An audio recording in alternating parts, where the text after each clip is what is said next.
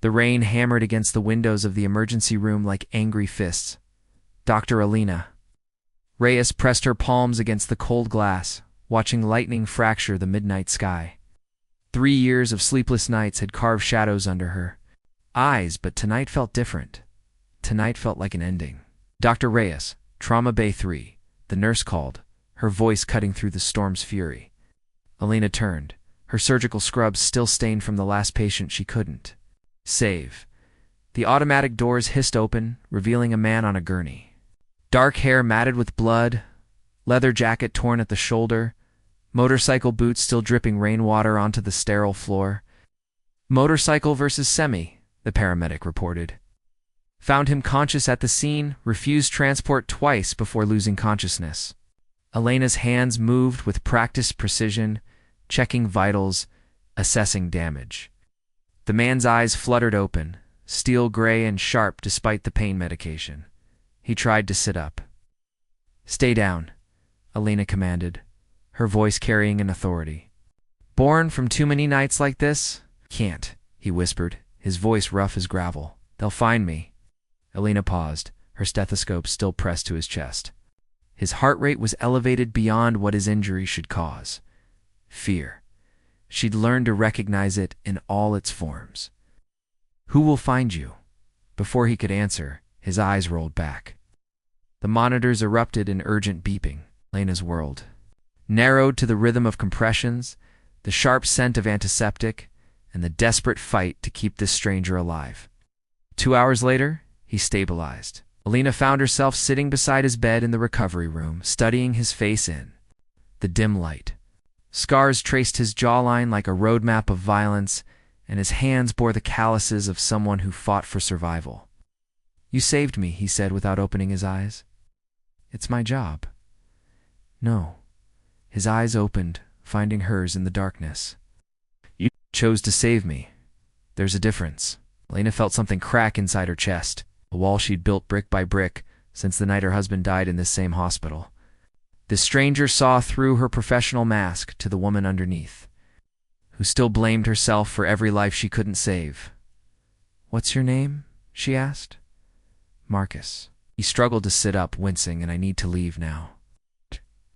"A concussion and 3 broken ribs. You're not going anywhere." "You don't understand." Marcus grabbed her wrist, his grip desperate. "The people looking for me don't care about your hospital, your patients, or you. If they find me here..." The lights in the corridor suddenly went out. In the darkness, Elena heard Marcus's whisper, "They're here." Emergency lighting bathed the hospital corridor in hellish red. Elena's pulse thundered as Marcus struggled to his feet, his face pale but determined. Through the reinforced windows, she glimpsed 3 figures in dark suits, moving with predatory precision through the parking lot. "Service elevator, Marcus," hissed, blood seeping through his bandages. Now Elena's medical training screamed against moving him, but something in his eyes told her this was life or death. She grabbed a wheelchair, helping him into it as footsteps echoed from the main elevators. "Who are they?" she whispered as they reached the service elevator. "People I used to work for, people who don't accept resignations." The elevator doors closed just as she heard voices in the corridor behind them. Elena's hand shook as she pressed the button for the parking garage. In the cramped space, she could smell Marcus's cologne mixed with antiseptic and something darker. Danger. "You're not just some motorcycle accident victim," she said. Marcus looked at her, and for a moment, his hard mask slipped. "I was an enforcer for the Kozlov family." "Did things that would make your worst nightmare seem pleasant?" 3 months ago, I tried to walk away. The elevator lurched to a stop. Elena felt her world tilting. She'd saved countless gang members, drug dealers, criminals, of every stripe, but she'd never looked into their eyes and seen the man beneath the monster. "Why did you try to leave?" "'Cause I met someone who made me want to be better." His voice broke. "They killed her for it." Elena's breath caught. She recognized that particular brand of grief, the weight of loving someone the world took away. Her husband's face flashed in her memory. The drunk driver who'd walked away without a scratch while David bled out on this same gurney? "The parking garage isn't safe," she said, making a decision that would change everything. "My car's in the staff lot, different exit." "Elena, you don't understand what you're getting into." Dr. Reyes, she corrected, but her voice was softer now. And yes, I do. They moved through the garage like ghosts, Elena pushing the wheelchair while Marcus watched the shadows. Her Honda Civic sat beneath a flickering fluorescent light, ordinary and invisible. As she helped him into the passenger seat, Marcus caught her hand. "Why are you helping me?" Elena looked into his eyes and saw her own reflection. Two people haunted by the dead, running from different kinds of demons. Because 3 years ago, I failed to save the person I loved most. Maybe if I save you, it'll mean something. She started the engine as the first gunshot shattered the hospital's front windows. In the rearview mirror, she watched the emergency room where she'd spent the last 3 years of her life disappear into chaos. "Where do we go?" she asked. Marcus pulled a burner phone from his jacket, his face grim. "I have a safe house 2 hours north. But Elena, once we leave this parking lot, you can't go back to your old life. They'll assume you're with me." Elena's hands tightened on the steering wheel, her apartment, her job, her carefully constructed routine. Everything she'd built since David's death. Gone. "Then I guess we better make sure they never find us." As they pulled onto the rain-slicked highway, neither saw the black SUV that had been waiting in the shadows, its driver already reaching. For his radio, the safe house sat hidden among towering pines, its windows dark and uninviting. Elena killed the engine, her hands still trembling from 2 hours of checking mirrors and taking random exits. The storm had followed them north, turning the narrow dirt road into a river of mud. Inside, Marcus said, his breathing labored. Quickly, cabin's interior surprised her. Its clean lines, expensive furniture, state-of-the-art security system. Not what she'd expected from a man running for his life. "This was Sarah's place," Marcus said, noticing her expression. "The woman I mentioned. She was an architect. Designed this as our hideaway." Lena helped him to the couch, her medical instincts. "Overriding everything else, you're bleeding again. Let me check your stitches." As she worked, her fingers brushing against his skin, Marcus watched her face in the lamplight. "Why medicine?" he asked. "Same reason you chose violence, I suspect?" "We both wanted to control something in a world that felt out of control." Her honesty surprised him. Most people lied about their motivations, wrapped them in noble intentions. "What happened to your husband?" Elena's hands stilled. "Drunk driver. I was supposed to be on call that night, but I'd switched shifts to attend my sister's wedding. David was coming to pick me up when it happened." She resumed her work, her voice steady. "He died while I was dancing. That's not your fault, isn't it?" She looked up, her eyes fierce. "I had the skills to save him. I could have been there in minutes instead of 20. But I chose champagne and wedding cake over responsibility." Marcus caught her wrist gently. "The driver chose to get behind the wheel drunk. You chose to celebrate your family. Only one of those choices killed someone." For a moment, they stared at each other, two broken people recognizing their reflections. Then Elena's phone buzzed. "Okay, text from an unknown number. We know you helped him. 72 hours to bring Marcus Volkov to the warehouse on 5th Street, or your sister and her family pay the price." Elena's blood turned to ice. Photo of her sister Emma, leaving her suburban home with 2 young children. "They know who I am," she whispered. Marcus read the message over her shoulder, his face hardening into something dangerous. "Volkov isn't my real name. It's what they called me when I worked for them. The Wolf. They have my family. I'll go back," Marcus said immediately. "I'll turn myself in." "No." Elena's voice was steel. "There has to be another way." Marcus stood, pacing despite his injuries. "Lena, you don't know what they're capable of. Dmitry Kozlov doesn't make empty threats. Then we don't give him the chance to follow through." Lena moved to the window, studying the dark forest beyond. "You said you were an enforcer? That means you know how they think, how they operate. What are you suggesting?" Lena turned back to him, and Marcus saw something lethal awakening in her eyes. "I'm suggesting we stop running. They have resources, weapons, an entire organization, and we have something they don't." Elena stepped closer, her voice dropping to a whisper. "We have nothing left to lose." Marcus stared at her, seeing the transformation. The gentle doctor was disappearing, replaced by something harder, more dangerous. Elena, if we do this, if we go after them, there's no coming back. You'll become like me. Maybe I already am. Outside, car engines cut through the storm's noise. Headlights swept across the windows like searching fingers.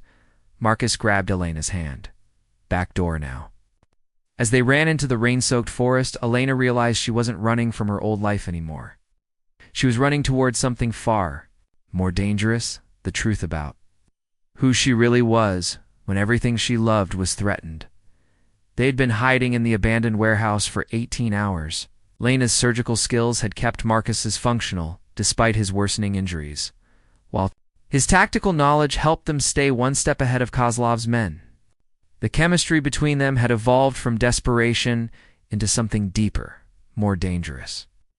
The shipment arrives at the docks tonight, Marcus said. Studying surveillance photos Elena had somehow acquired from hospital security contacts, Kozlov will be there personally. It's our only shot. Elena cleaned her hands with bottled water, her movements precise despite their circumstances. You still haven't told me everything. Why did they really kill Sarah? Marcus was quiet for a long moment, because she found out what I was planning. The job I've been running from wasn't a simple enforcement. I was supposed to eliminate a federal judge who'd been investigating their operations, but you didn't. No. Sarah convinced me there was another way. She was gathering evidence, building a case from the inside, was going to help me turn state's evidence. His voice cracked. I thought I was protecting her by keeping my distance while she worked. Instead, I got her killed. Elena moved closer, her hand finding his face. You were trying to become a better man. It's a little too late. It's never too late. Elena kissed him then, fierce and desperate, tasting rain and regret on his lips. When they broke apart, both were breathing hard. Elena, after tonight, if we survive this, you need to disappear. Start over somewhere they'll never find you. What about you? I'm already dead. I died the night they killed Sarah. I'm just evening the score. Elena's phone buzzed. Another message from the unknown number. Pier 47. Midnight. Come alone. Or, the children die first. They moved the location, Elena said, showing him the phone. It's a trap. Of course it is. Marcus checked his weapon, his face grim. But it's the only trap we've got. They drove through the empty industrial district in stolen silence. At 11:45 p.m., Elena parked 3 blocks from the pier. Da-da-da-da. The smell of salt water and diesel fuel filled the air. Remember, Marcus said, his hand on the door handle. Whatever happens, whatever you see, don't trust anyone, not even me. Elena frowned. What do you mean? But Marcus was already gone, disappearing into the maze of shipping containers like a ghost. Elena approached Pier 47 alone, her heart hammering against her ribs. Dmitry Kozlov waited in the center of the empty dock, flanked by 6 armed men.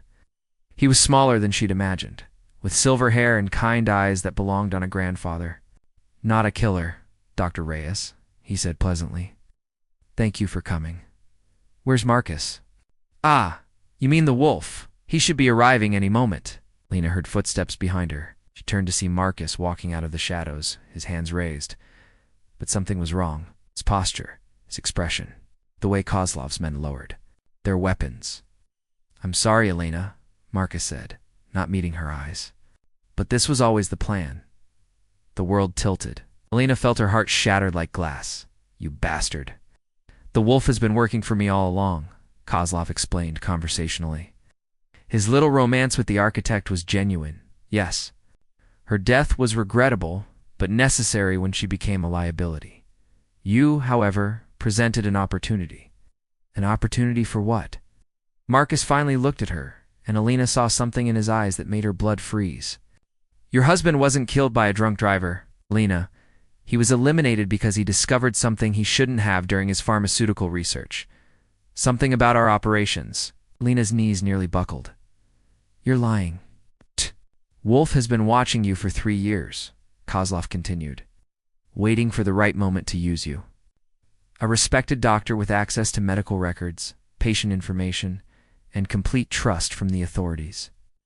You'll help us identify which of our enemies are seeking medical treatment? Elena stared at Marcus, seeing him clearly for the first time. Everything was a lie. Not everything, Marcus said quietly. but enough. Kozlov smiled. Dr. Reyes, shall we discuss your new employment terms? Elena's laughter cut through the night air like shattered glass.